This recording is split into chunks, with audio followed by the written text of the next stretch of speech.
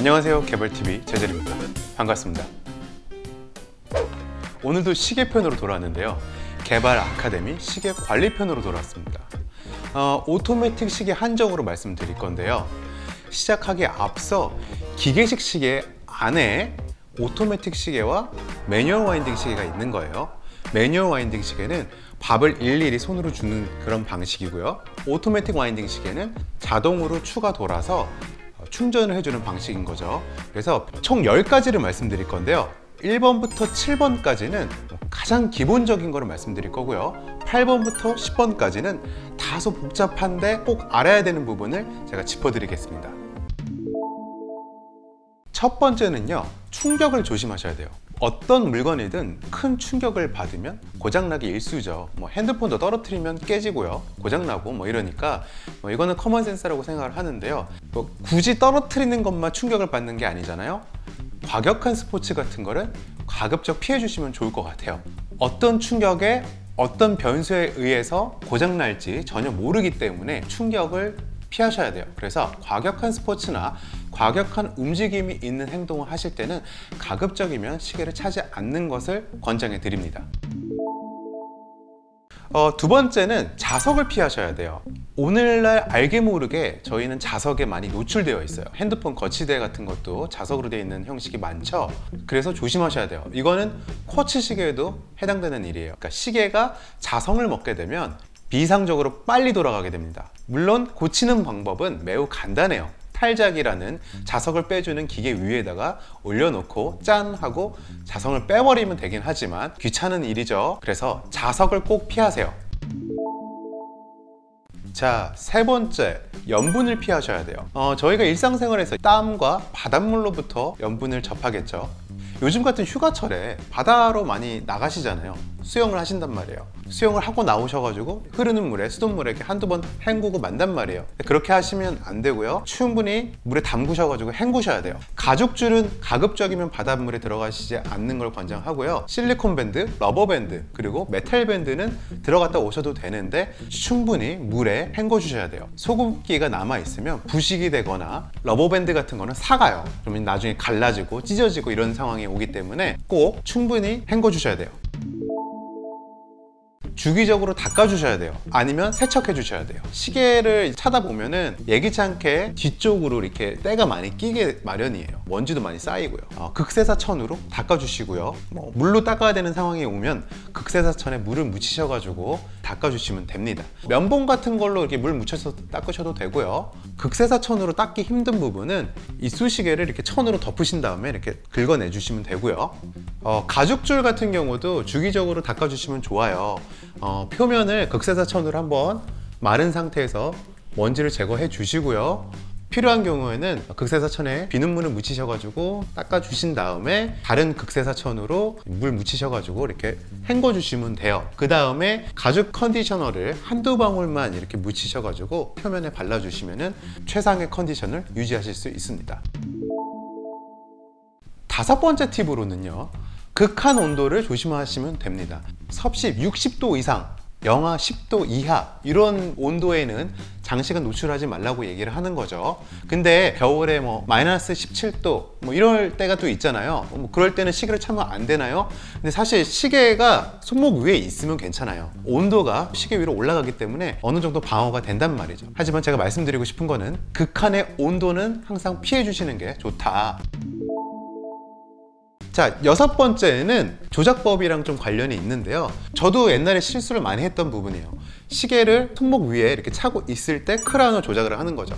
이렇게 하지 말라고 얘기를 하는 이유는 뭐냐면, 크라운이 실제로 이렇게 동그랗게 여기가 있죠. 이 가운데 스템이라는 게 시계 안으로 들어갑니다. 크라운이 이 스템을 물고 있는 거죠. 그리고 이 스템 끝에는 기어들이 물려 있는 건데, 이걸 위에서 이렇게 잡아서 돌리면 이게 살짝 들리겠죠. 힘에 의해서 이 스템이 살짝 올라간단 말이에요. 그러면 이쪽에 불필요한 텐션이 생긴단 말이죠. 그래서 그게 고장으로 이어질 수 있기 때문에 크라운을 조작하실 때는 항상 시계를 풀으시고 그리고 크라운을 조작을 해주시면 됩니다. 절대 손목 위에서 크라운을 조작하지 마세요. 7번째로 말씀드릴 것은 주기적으로 서비스를 받으셔야 돼요. 서비스가 뭔가요? 고장나지도 않았는데 서비스를 받아야 되나요? 서비스는 분해 소지를 받으시라는 거예요. 그럼 분해 소지가 뭔가요? 분해 소지가 뭐냐면 쉽게 얘기하면 안에 기름칠을 다시 해주시는 거예요. 시계 무브먼트 안에 수많은 기어들이 있어요. 그 기어를 잡아주고 있는 막대기가 있는데, 막대기에 이제 기어 가운데 구멍이 뚫려가지고 이렇게 돌아가는 거잖아요. 거기에다가 오일을 넣어주는데 그 오일이 마르거나 아니면은 굳거나 찌꺼기를 만들거나 이런 상황이 발생되면 시계 정확도에 영향을 미칩니다.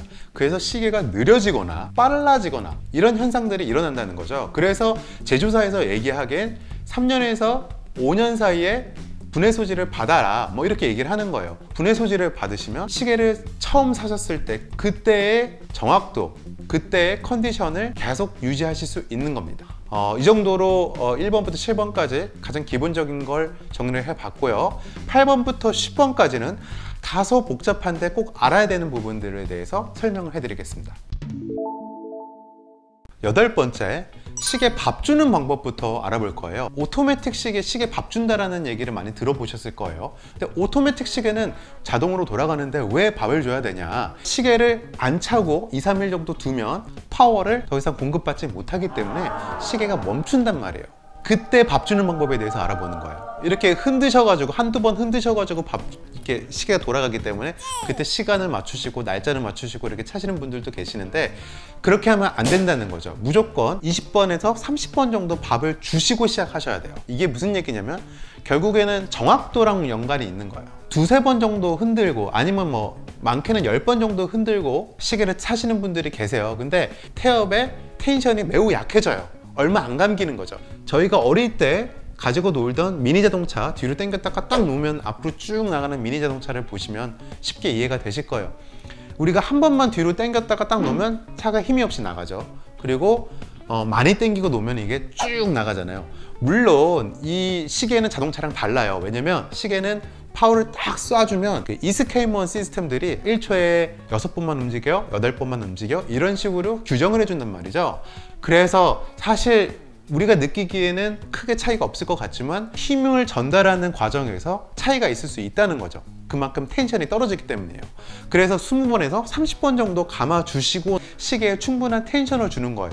충분한 파워를 주는 거죠. 그래서 뭐 어떤 제조사든 오토매틱 시계에 핸드 와인드로 수동으로 감는 기능이 달린 시계들은 20번에서 30번 정도 감아 주시고요. 이런 기능이 없어요. 제 시계는. 이런 걸로 유명한 시계가 세이코 5예요. 세이코 5 시리즈는 매뉴얼로 감는 기능이 빠져 있어요. 요즘 나오는 모델들은 들어 있는데 과거에 나왔던 모델들은 매뉴얼로 감는 기능이 빠져 있어요. 헛돌아요. 그런 시계들은 한 20번에서 30번 정도 충분히 흔들어 주시면 됩니다. 그렇게 해서 처음에 시작하실 때는 무조건 오토매틱 시계는 20번에서 30번 정도 손으로 감아주시고요. 절대 손목 위에서 감아주시면 안 돼요. 시계를 푸시고 크라운을 감아주시면 되고요. 매뉴얼 와인딩 시계는 저항이 생길 때까지 끝까지 감아주시면 되고요. 자, 그러면 밥 주는 방법을 알아봤잖아요. 9번째는 날짜 맞추는 방법에 대해서 알려드릴 거예요. 제가 처음으로 다시 돌아갈게요. 시계가 죽은 상태에서 밥을 준 다음에 자, 이제 시간을 맞춰야 되죠. 날짜를 맞춰야 되고. 근데 날짜부터 맞추세요. 너무 유명한 얘기예요. 너무 유명한 얘기고 저는 369만 외우시라고 말씀을 드릴게요. 369 게임 있잖아요. 369를 외우시면 날짜 맞추시는 방법은 쉽게 습득하실 수 있으실 거예요.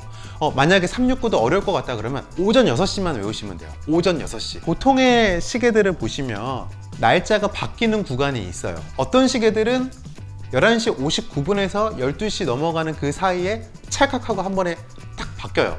롤렉스가 대표적이죠. 근데 보통의 시계들은 시계 그 날짜가 11시쯤부터 서서히 바뀐단 말이에요. 오늘이 1일이고 이제 내일이 2일인데 11시가 됐는데 벌써 2가 막 조금씩 마중 나와가지고 1 끝자락과 2의 머리가 살짝 보인단 말이에요. 이런 상황에서 날짜를 맞추시면 안 된다는 거죠. 이게 무슨 얘기냐면 아까 제가 369라고 말씀드렸잖아요. 이 날짜가 변하는 구간이 밤 9시부터 새벽 3시까지예요. 보통 일반적으로 말씀드리는 거예요. 밤 9시부터 새벽 3시까지 기어가 맞물려 가지고 날짜를 바꿔주는 거란 말이에요. 밤 9시부터 새벽 3시까지 기어가 맞물려 가지고 날짜를 바꿔주는 와중에 날짜를 의미로 맞추면 여기에 물려있던 기어를 힘으로 밀어내는 거예요. 그리고 그 안에 지들끼리 약속되어 있던 규칙을 깨주는 거죠. 기어에 손상을 입힐 수가 있어요. 그러다 보면 날짜가 안 바뀔 수도 있고요. 고장이 날 수 있다는 거죠, 결론적으로. 그래서 밤 9시부터 새벽 3시까지를 피하라고 얘기를 하는 거예요, 일반적으로. 그러니까 시계가 죽어 있는데 11시쯤에 이제 죽어 있단 말이에요. 근데 이게 뭐 밤 11시인지 낮 11시인지 모르잖아요. 시계를 돌려보기 전까지는 몰라요. 돌리다 보면은 날짜창이 착각하고 바뀌는 그 시점 이후로부터는 새벽인 거잖아요. 그쵸? 그래서 새벽 6시에 시간을 맞춰 놓으시고 날짜를 바꿔주시면 되는 거예요. 3에서 9에 가운데는 6시죠. 그래서 제가 말씀드리는 거 369만 외우시면 된다. 이것도 다 외우기 힘들다 그러면 6시, 새벽 6시만 외우시면 돼요. 제일 중요한 거는 사실 매뉴얼에 다 나와 있어요. 시계를 사시면, 구입하시면 매뉴얼에 주의점들이 다 나와 있단 말이에요.